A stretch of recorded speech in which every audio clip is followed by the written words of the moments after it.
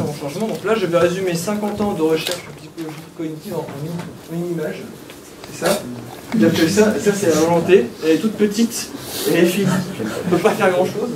Et là, c'est la flemme et elle est infinie. La flemme est infinie.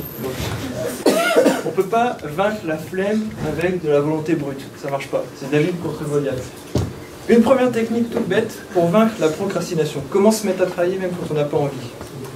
Alors, bon, là, j'appelle cette technique-là, elle s'appelle le Pomodoro. Il y en a qui disent le Tomato Timer aussi.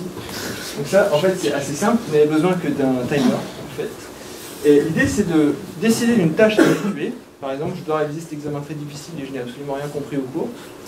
Donc, j'ai pas envie. Je préfère aller sur Facebook. Donc, comment faire pour travailler? Je décide que, bon, il est quand même temps de le faire. Ça me fait vraiment mal de le faire. Vous décidez de travailler pendant 20 minutes. Vous tournez le timer pour le sélectionner sur 25 minutes. Et l'objectif n'est pas forcément d'avoir réussi à faire quelque chose. L'objectif est d'avoir travaillé 25 minutes. Ça demande un petit peu d'effort, donc utilisez un petit peu de volonté pour lancer ça. Vous travaillez 25 minutes. Au bout des 25 minutes, vous avez le droit de faire une pause de 2 ou 3 minutes. Généralement, quand on s'est mis à travailler sur le sujet, ça devient beaucoup plus difficile de s'arrêter. Vous avez en gros eu à travailler, vous avez eu de l'appât en fait. L'appât vous a attrapé et là, vous continuez à avancer. Vous pouvez faire finalement, c'est donc on va dire des séances de 25 minutes consécutives en mettant des petites pauses. Généralement, les gens préconisent de faire une pause un peu plus longue entre ce qu'on appelle le Pomodoro, hein, c'est une séance, quoi. Donc toutes les 4 séances, vous faites une pause un peu plus longue. On va dire ce qu'il y a derrière, c'est qu'en gros, quand vous imaginez devoir réviser cet examen très difficile, là c'est vraiment de la douleur que vous ressentez. Ça fait mal d'imaginer qu'il va falloir apprendre tout ça. Là vous détournez votre attention de la douleur causée par l'énormité de la tâche vers un truc beaucoup plus simple qui consiste à travailler 25 minutes. Ce qui est tout à fait atteignable. Donc c'est une manière de jouer un petit tour à son cerveau. Mais alors ça c'est tout bête mais c'est hyper puissant. Essayez-le une fois, vous ne pourrez plus jamais vous en passer. Ensuite, comment créer une habitude? Parce que ça, la procrastination, c'était ponctuel. C'est-à-dire comment je vais me lancer sur le truc. Comment je peux bâtir une habitude sur le long terme? Comment je peux me dire, je vais à la salle de sport, ça fait 3 ans que je me donne ça comme résolution de nouvel an, et j'y vais toujours pas. Comment je vais créer cette habitude d'aller à la salle de sport? Je vous donne un cadre de pensée extrêmement simple, mais analysez vos habitudes à travers ça, vous allez voir, vous allez comprendre beaucoup de choses. Donc ça, j'appelle ça les 6 leviers du changement. Là j'ai mis David qui finit par battre Goliath avec sa fronde. Hein. Il utilise donc un outil pour réussir à vaincre la flemme. Et pas avec sa volonté pure, ça ne marchait pas. Donc finalement, comment vous faites ça?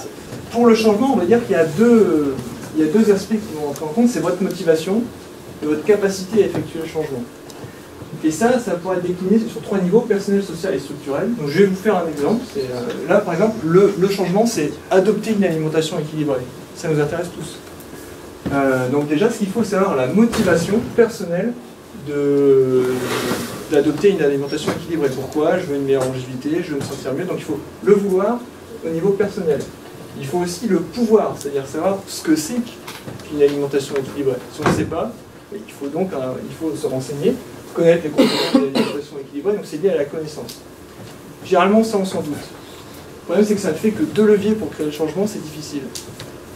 Ensuite, vous pouvez le faire au plan social, ajouter des leviers sociaux. Par exemple, là on va appeler ça la motivation sociale, c'est est-ce que votre famille est d'accord pour que vous changiez votre alimentation, est-ce qu'elle vous soutient sur ce changement?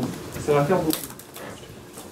Ensuite, on peut aussi voir ce qu'on appelle la capacité sociale, donc souvent c'est un coach. C'est-à-dire aller voir le nutritionniste, quelqu'un d'extérieur qui va vous apporter de la connaissance et de la motivation sur ça. Et enfin, l'aspect structurel, c'est est-ce que ma motivation structurellement est récompensée?